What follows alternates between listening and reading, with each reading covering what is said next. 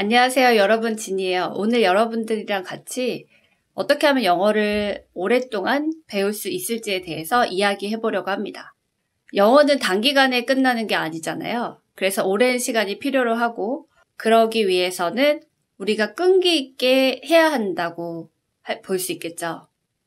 영어를 6개월 안에, 1년 안에 끝낼 수 있다고 생각하시는 분들은 없을 거라고 믿습니다. 시험 영어는 제외하겠습니다. 왜냐하면 시험 영어는 시험 영어 나름의 그 전략과 방법이 있기 때문입니다. 시험 영어를 잘 보기 위해서는 시험 영어에 맞춤식으로 공부를 하는 게 제일 좋겠죠. 제가 말씀드리고자 하는 거는 장기적으로 정말 내 실력이 될 수 있는 영어 공부에 대한 부분입니다.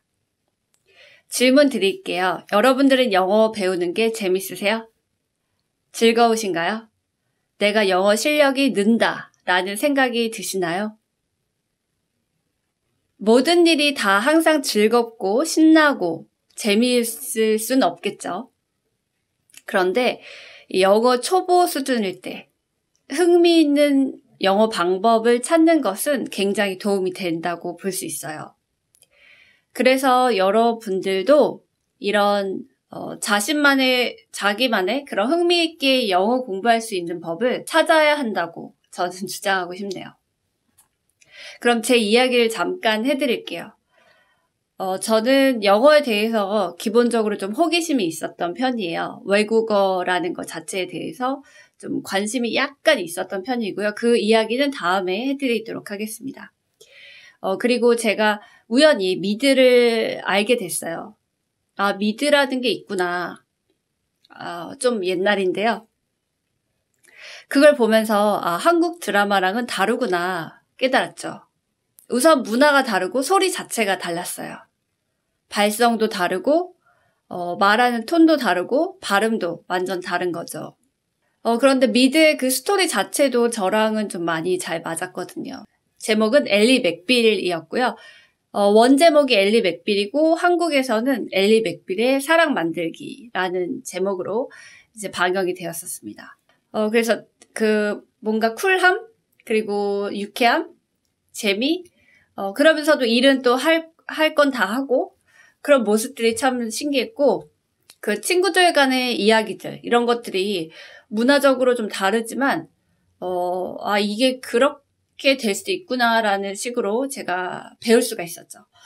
물론 이거 드라마기 때문에 현실이라고 생각하진 않았어요. 그 대신에 이게 이런 식이구나. 실제로 이제 이게 법정 드라마였거든요. 법정 로맨틱 코미디 드라마였는데 그런 식으로 이제 될 수 있구나 이런 것들을 많이 배웠죠.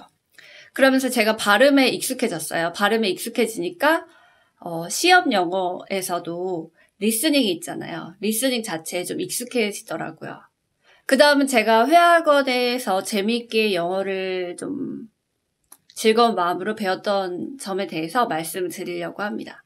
이 회화를 할 때 보면 어떤 사람은 원래 실력보다 잘해 보이는 사람이 있고 어떤 사람은 실력이 있음에도 불구하고 좀 소극적으로 하는 분들이 있잖아요. 저 같은 경우는 전자였어요. 그래서 그때 무슨 마음으로 그랬을까요? 뭐 열심히 노력하는 마음? 아니면 나는 이제 돈을 냈으니까 최선을 다해야겠다 이런 생각이 들었던 것 같기도 하고요. 그래서 시도를 했죠. 이렇게 적극적으로 수업 시간에도 좀 말하는 편이었고 그러다 보니까 선생님이 알아들었어요. 제 말을. 그러면 저는 알아듣는 것 자체로 굉장히 좋더라고요. 이거 자체가 긍정적인 강화가 돼서 저한테 좋은 신호가 됐고 그럼 전 이제 또 말하고 다음에도 또 뭐 기회가 있다면 좀 덜 주저하고 그냥 말하는 편이 되는 거고요. 그리고 또 제가 틀린다고 했을 때 선생님이 이거는 이래서 설명을 해주잖아요. 그러면 또 설명을 들으면서 나는 이래서 틀렸구나 이렇게 배우는 과정 자체가 굉장히 재미가 있었어요. 그리고 또 한 가지 이제 영어 회화 학원에 갔을 때 배우는 좀 흥미로운 점 중에 하나가 원어민들이 대화에서 주로 사용하는 토픽들을 이제 다루게 되는데 그 부분도 굉장히 흥미로웠습니다.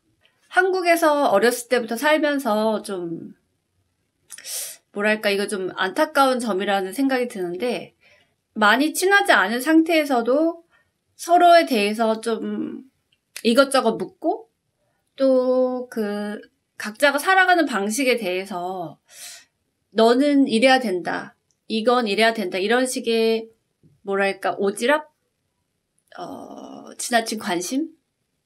전 좀 이런 게 있다고 느꼈거든요. 그런데 이제 서양권에서는 그런 부분에 대해서 어느 정도 선을 지켜야 하고, 주로 이제 지키는 선 자체가 상당히 오랫동안 사람들 사이에서 암묵적으로 동의가 돼서 이런 질문까지는 물어볼 수 있다, 이런 질문은 물어보면 좀 너무 지나치다, 이런 식의 선이 있더라고요. 그래서 그런 부분 자체가 저한테는 좀 더 맞았고 또 재미있고 그랬었습니다. 이렇게 미드를 보면서 발음, 소리, 사람들이 이야기하는 화법, 그리고 어떻게 라이프 스타일이 변해가는지, 뭐 가족들 간의 대화는 어떤 식으로 진행이 되고, 뭐 회의를 할 때는 이런 식으로 세팅이 되고 또 진행을 하고, 이런 것들을 배울 수가 있었고, 회화학원에서도 실제로 원어민 강사와 이야기를 하면서 내가 영어로 말을 하는 게 실제로 외국인이 알아들을 수가 있구나, 그리고 틀리면 이렇게 되는구나, 이런 것들을 배우니까 영어가 상당히 좀 흥미롭더라고요. 이건 제가 이제 처음에 영어를 좀 천천히 배우기 시작할 때 썼던 방법이고요.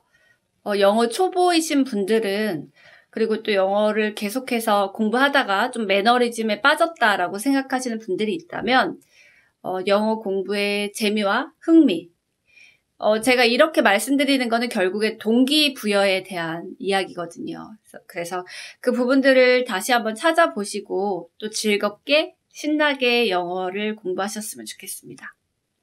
오늘 제가 준비한 부분은 여기까지고요. 그러면 마지막으로 제가 좋아했던 미드를 보여드리도록 할게요.